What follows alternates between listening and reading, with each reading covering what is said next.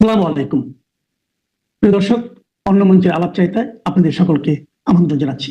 গত পরশু শনিবার মুম্বাইয়ে একটি সেমিনারে আমন্ত্রিত হয়ে গিয়েছিলাম। প্রবাসী বাঙালিদের একটি সংগঠন ছিল সেমিনারটির উদ্যোক্তা, এবং সেখানে আলোচনার বিষয় ছিল বাংলাদেশ পাকিস্তানের সাম্প্রতিক ঘনিষ্ঠতা এবং বাংলাদেশে তার প্রভাব। সেখানে যে বক্তব্যটি আমি রেখেছিলাম তার উপর ভিত্তি করে এখনকার এই প্রতিবেদন। আলোচনার কেন্দ্রে ছিল পাকিস্তানের পররাষ্ট্রমন্ত্রী তথা উপপ্রধানমন্ত্রী ইসহাক দারের বাংলাদেশ সফর এবং এই সফরে বেশ কয়েকটি চুক্তি সম্পাদন। বলা বাহুল্য, এইসব চুক্তি সম্পাদন এবং দুই দেশের কাছাকাছি আসাকে সহজভাবে নিতে পারছে না যেমন বাংলাদেশের এক বড় অংশের মানুষ, তেমনি বাঁকা চোখে দেখছে ভারতও। ভারতের এভাবে দেখার কারণ, বাংলাদেশ আলাদা দেশ হলেও দুই দেশের পারস্পরিক বন্ধন অনেক পুরনো। বাংলাদেশে মেঘ জমলে ভারতে বৃষ্টি হয়, আবার ভারতে মেঘ জমলে বাংলাদেশে বৃষ্টি হয়। এটা যে শুধু পাশাপাশি অবস্থানের কারণে তা নয়, ভাষা ও সংস্কৃতির মিলও এখানে মনে রাখার মতো। বাংলাদেশের অনেকে মনে করছেন ৩০ লক্ষ বাঙালির হত্যাকারী ও ২ লক্ষ মা বোনের ধর্ষণকারী পাকিস্তানের সঙ্গে বর্তমান মাখামাখি মুক্তিযুদ্ধের চেতনার প্রতি বিশ্বাসঘাতকতা। তারা ইউনূস সরকারের এই নতুন প্রেমকে মানতে পারছেন না, বলছেন দেশকে বড় মূল্য চোকাতে হবে এর জন্য। কিন্তু প্রশ্ন হচ্ছে, পাকিস্তানের সঙ্গে সম্পর্ক সহজ ও স্বাভাবিক বা ঘনিষ্ঠ করার এই যে প্রক্রিয়া, এটা কি এই প্রথম হচ্ছে? একটু ইতিহাসের দিকে ফেরা যাক। দেখুন, স্বাধীন বাংলাদেশের পূর্ণ ক্ষমতা সম্পন্ন প্রধান হিসেবে বঙ্গবন্ধু শেখ মুজিব 1972 সালের 10 জানুয়ারি পাকিস্তান থেকে মুক্তি লাভের পর ঢাকায় এসে সরকার পরিচালনার দায়িত্ব গ্রহণ করেন এবং 12 জানুয়ারি 1972 থেকে প্রধানমন্ত্রী পদের কার্যভারও তিনি গ্রহণ করেন। যে পাকিস্তান বাংলাদেশের মানুষের ওপর বিশ্ব ইতিহাসের সবচেয়ে বড় জেনোসাইড, গণহত্যা করেছে, সেই দেশের প্রতি বাংলাদেশের সরকারের কি করা উচিত ছিল? সমঝোতার হাত বাড়ানো? সাধারণ মানুষ বলবে নিশ্চয়ই তা নয়। কিন্তু বাস্তবে সমঝোতার হাত বাড়ানো হয়েছিল মুক্তিযুদ্ধের 1 বছর পরে, মানে 72-এ মুজিব ফিরে এলেন ক্ষমতায়, তারপরেই সেটা করেছিলেন কে? বঙ্গবন্ধু শেখ মুজিব স্বয়ং। কেন করেছিলেন সে আলোচনায় আসব, তবে তার আগে বলি কি করেছিলেন সেদিন। 72-এর 12 জানুয়ারি থেকে মাত্র 2 বছর পর 1974-এর ফেব্রুয়ারি পাকিস্তান স্বাধীন ও সার্বভৌম রাষ্ট্র হিসেবে স্বীকৃতি দিয়েছিল বাংলাদেশকে। এটা কি এমনি এমনি? 1971 সালের মুক্তিযুদ্ধের 3 বছর পর 1974 সালে বাংলাদেশ ও পাকিস্তানের মধ্যে কূটনৈতিক সম্পর্ক স্থাপন হয়েছিল এবং এটা দক্ষিণ এশিয়ার রাজনৈতিক ইতিহাসের একটি উল্লেখযোগ্য অধ্যায় ছিল। শেখ মুজিবুর রহমান এই সম্পর্ক স্থাপনে অগ্রণী ভূমিকা পালন করেন, যার জন্যে ইন্দিরা গান্ধী পর্যন্ত তার উপরে ক্ষুব্ধ হয়েছিলেন। 1974 সালের ফেব্রুয়ারিতে পাকিস্তান আনুষ্ঠানিকভাবে বাংলাদেশকে স্বীকৃতি দেয়। এই স্বীকৃতির পিছনে মূল শর্ত ছিল কয়েকদিন পরে লাহোরে অনুষ্ঠিত ইসলামী সম্মেলনে বাংলাদেশকে অংশগ্রহণ করতে হবে। বঙ্গবন্ধু শেখ মুজিবুর রহমান এই সুযোগকে কাজে লাগিয়ে পাকিস্তানের স্বীকৃতি আদায় করেন। তিনি লাহোরের ইসলামী সম্মেলনে অংশগ্রহণও করেন এবং এর পরে বিশ্ব জুড়ে বাংলাদেশকে যে অনেকেই তাদেরকে দিচ্ছিল না, স্বীকৃতি দিচ্ছিল না অন্য দেশগুলো, তাদের অনেক দেশ এরপরে স্বীকৃতি দেওয়া শুরু করলো। এরই ধারাবাহিকতায় 1974 সালের এপ্রিলে নয়াদিল্লিতে বাংলাদেশ, ভারত ও পাকিস্তানের মধ্যে একটি ত্রিপক্ষীয় চুক্তি সম্পাদিত হয়। এই চুক্তির মাধ্যমে কি হয়েছিল?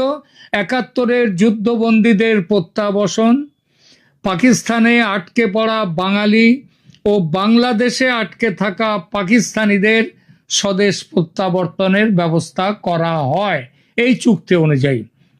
1974 সালের জুনে, মানে 74 সালে দেখুন একের পর এক ঘটনা। 74 সালের জুনে পাকিস্তানের প্রাক্তন রাষ্ট্রপতি ও তৎকালীন প্রধানমন্ত্রী জুলফিকার আলী ভুট্টো বাংলাদেশ সফর করেন। তাকে আমন্ত্রণ জানিয়েছিলেন স্বয়ং বঙ্গবন্ধু। ভুট্টো সাহেব সাভারে গিয়ে জাতীয় স্মৃতিসৌধ শ্রদ্ধা নিবেদন করেন। তবে এই সফর থেকে প্রত্যাশিত ফলাফল আসেনি। বঙ্গবন্ধু সরকার 195 জন পাকিস্তানি সামরিক কর্মকর্তার বিচারের দাবি ত্যাগ করে তাদের মুক্তি দিয়েছিলেন। পাকিস্তান বলেছিল দেশে ফিরিয়ে যাওয়ার পরে তাদের বিচার করা হবে, কিন্তু পাকিস্তান সে বিচার করার প্রতিশ্রুতি পালন করেনি। কি বোঝা গেল এই সংবাদ থেকে? বোঝা গেল মুজিব নিজে পাকিস্তানের সঙ্গে দ্বন্দ্ব মিটিয়ে সম্পর্ক স্বাভাবিক করার প্রক্রিয়া নিজে শুরু করেছিলেন। কেন করেছিলেন এটা? দেখুন, শেখ মুজিবুর রহমানের 1974 সালে লাহোরে ইসলামিক সম্মেলনে অংশগ্রহণ এবং এর ধারাবাহিকতায় ভুট্টোর ঢাকা সফর, এই দুটি ঘটনা বাংলাদেশের স্বাধীনতার রাজনৈতিক আদর্শ, কূটনৈতিক গতি এবং মৌলবাদী শক্তির সঙ্গে আপোষ করেছে কিনা এর মাধ্যমে সেই বিতর্ক কিন্তু তখনও উঠেছিল। লাহোর ইসলামিক সম্মেলনে মুজিবের অংশগ্রহণ, সেটা যে তিনি করেছিলেন, তিনি মৌলবাদী রাজনীতির কাছে আত্মসমর্পণ করেছেন, এটা বলা রাজনৈতিকভাবে অতি সরলীকরণ এবং আংশিক সত্য। আসলে বাংলাদেশের আন্তর্জাতিক স্বীকৃতি ও সার্বভৌমত্বের স্বার্থেই তিনি লাহোর সম্মেলনে যোগ দেন। এর আগে পাকিস্তান 1974 সালে আনুষ্ঠানিকভাবে বাংলাদেশকে স্বীকৃতি দেয়, যা ত্রিপক্ষীয় বাংলাদেশ, ভারত, পাকিস্তান এই চুক্তির জন্য অপরিহার্য শর্ত ছিল। এই স্বীকৃতি ছাড়াই হাজার হাজার বাংলাদেশি পাকিস্তানে আটকা ছিলেন, 90,000 যুদ্ধবন্দী ভারতে আটক ছিলেন এবং আঞ্চলিক কূটনীতিতে অচলাবস্থা তৈরি হয়েছিল। এই সময় বঙ্গবন্ধু দেশের স্বার্থে কূটনৈতিক ও বাস্তব সিদ্ধান্ত গ্রহণ করেন। এই অংশগ্রহণ কোনো আদর্শিক অনুশীলনের চেয়ে অনেক বেশি ছিল আন্তর্জাতিক স্বীকৃতি ও বাস্তব উপযোগী সমস্যার সমাধানের পথ। ব্যক্তিগত বা রাষ্ট্রীয় মৌলবাদী রাজনীতির চাপে নয়, বরং জাতীয় স্বার্থে বঙ্গবন্ধু এই ব্যবস্থার দিকে এগিয়েছিলেন। ভুট্টোর ঢাকা সফর এবং সেখানে যে উষ্ণতা দেখানো হয়েছিল, কেন? কারণ পাকিস্তানের প্রধানমন্ত্রী জুলফিকার আলী ভুট্টো, আগেই বলেছি, 1974 সালের জুন মাসে ঢাকা সফরে আসেন। তিনি সেখানে শ্রদ্ধা জ্ঞাপনও করেন। এই সফরের মাধ্যমে বাংলাদেশ পাকিস্তান সম্পর্কের একটা নতুন অধ্যায়ের সূচনা হয়েছিল। তবে সফরটি সম্পর্ক উষ্ণীকরণের জন্য দুদেশের যৌথ প্রচেষ্টা ও স্বার্থের বিষয় হলেও 1971-এর যুদ্ধ অপরাধীদের বিচার, তারপরে পাকিস্তানের কাছ থেকে ন্যায্য সম্পদ ফিরিয়ে পাওয়া, অর্থ ইত্যাদি, এসবগুলো তখন করেনি। ফলে সফরের প্রতীকী মূল্য ছিল অনেক, কিন্তু কাঙ্ক্ষিত সমাধান পুরোপুরি হয়নি। বঙ্গবন্ধু কূটনীতিক বাস্তবতার কারণে ইসলামিক সম্মেলনে ভুট্টোর সফরে সম্মতি দেন। এটা আদর্শ পরিত্যাগ নয়, জাতীয় সমস্যার সমাধানের পথে একটি কৌশলগত পদক্ষেপ। পাকিস্তানের স্বীকৃতি ও পরবর্তী 3 পক্ষীয় চুক্তি, এটাই হচ্ছে নতুন সংলাপের সূচনা ঘটে। ভুট্টোর সফরের পরে এখানে আমরা তাহলে সেই সফরটা কিন্তু এই পথটা খুলে দিয়েছিল। এই ঘটনাগুলো প্রমাণ করে বঙ্গবন্ধু কেবল আদর্শ নয়, দেশের স্বার্থকে প্রাধান্য দিয়েছিলেন। আত্মসমর্পণ তিনি করেননি, বরং কূটনৈতিক ও বাস্তববাদী রাজনীতির চূড়ান্ত প্রকাশ এবং স্বার্থ সংশ্লিষ্ট সমস্যার সমাধানে কৌশলগত পদক্ষেপ নিয়েছিলেন। মুজিবের উপস্থিতি ইসলামী সম্মেলনে ছিল বাংলাদেশের বৈশ্বিক স্বীকৃতি অর্জনের প্রয়োজনীয় কূটনৈতিক বিচক্ষণতা। ভুট্টোর সফর ছিল সম্পর্ক স্বাভাবিক করার রাজনৈতিক প্রচেষ্টা। এই ঘটনাগুলোর মাধ্যমে বোঝা যায় বঙ্গবন্ধু জাতীয় স্বার্থ রক্ষায় বাস্তববাদী কূটনীতির পথেই এগিয়েছিলেন, কোনো মৌলবাদী শক্তির কাছে আত্মসমর্পণ করেননি। বঙ্গবন্ধু 1971 সালে বাংলাদেশ সৃষ্টির উপকার ছিলেন একটা সদ্য জন্ম নেওয়া দরিদ্র রাষ্ট্রকে বিশ্বের মানচিত্রে প্রতিষ্ঠা দেওয়ার জন্য পাকিস্তানের সঙ্গে সম্পর্ক স্বাভাবিক করার পথে হেঁটেছিলেন তিনি। কিন্তু ইউনূস সরকার কি করছে এখন দেখা যাক। পাকিস্তানের সঙ্গে সম্পর্ক উষ্ণ করার নামে তিনি দেশকে আবার পূর্ব পাকিস্তান করে দিতে চাইছেন। এই অভিযোগ দিন দিন কিন্তু জোরালো হচ্ছে বাংলাদেশের ভেতর থেকেই। পাকিস্তানের এক সংবাদপত্র সম্প্রতি বলেছে পাকিস্তান আবার তার পূর্ব পাকিস্তানকে ফিরে পেতে চলেছে। 54 বছরের ইতিহাসে এমন কথা কি আগে কোনোদিন উঠেছে? ওঠেনি। তাহলে আজ কেন উঠছে সেই বিষয়টা দেখি। এবার প্রথমে বলি যে এমন কিছু কাজ করেছে ইউনূসের সরকার যাতে কিন্তু এই সন্দেহগুলো তীব্র হচ্ছে যে বাংলাদেশ আবার পাকিস্তানের পথে হাঁটছে কিনা। সংবিধান পরিবর্তনের চেষ্টা হচ্ছে একটা বড় কথা। বাংলাদেশের অ্যাটর্নি জেনারেল মোহাম্মদ আসাদুজ্জামান তিনি বলেছেন সংবিধান থেকে বাঙালি জাতীয়তাবাদ, ধর্মনিরপেক্ষতা, সমাজতন্ত্র, জাতির পিতা এইসব শব্দগুলি বাদ দেওয়ার পক্ষে তিনি যুক্তি দিয়েছেন। কে দিয়েছেন? বাংলাদেশের অ্যাটর্নি জেনারেল। এবং তিনি যুক্তি দিয়েছেন যে দেশের 90% মানুষ মুসলিম, তাই ধর্মনিরপেক্ষতার প্রয়োজন নেই। ভালোই বলেছেন, কারণ মুসলিমদের জন্যই ধর্মনিরপেক্ষতা করে তাদের মতে মুজিব ভুল করেছিলেন। তার জন্য পরে সংবিধান ধর্মনিরপেক্ষ হলো, রাষ্ট্র ধর্ম ইসলামকে ফিরিয়ে নিয়ে আসা হয়েছিল পরে। কারা এনেছিল আপনারা জানেন। জাতীয় সঙ্গীত ও সাংস্কৃতিক পরিচয় বদলানোর চেষ্টা। রবীন্দ্রনাথ ঠাকুরের আমার সোনার বাংলা জাতীয় সঙ্গীত বদলানোর দাবি উঠেছে সরকারের মধ্যে থাকা কিছু মহল থেকে। পয়লা বৈশাখ বরণ, রবীন্দ্র জয়ন্তী উদযাপন, এসবগুলো করে বাঙালি যেন তার একটা নিজস্ব আইডেন্টিটি তৈরি করেছিল। সারা বাংলা এই সব অনুষ্ঠানের সাথে, এই আবেগের সাথে যুক্ত হয়েছিল।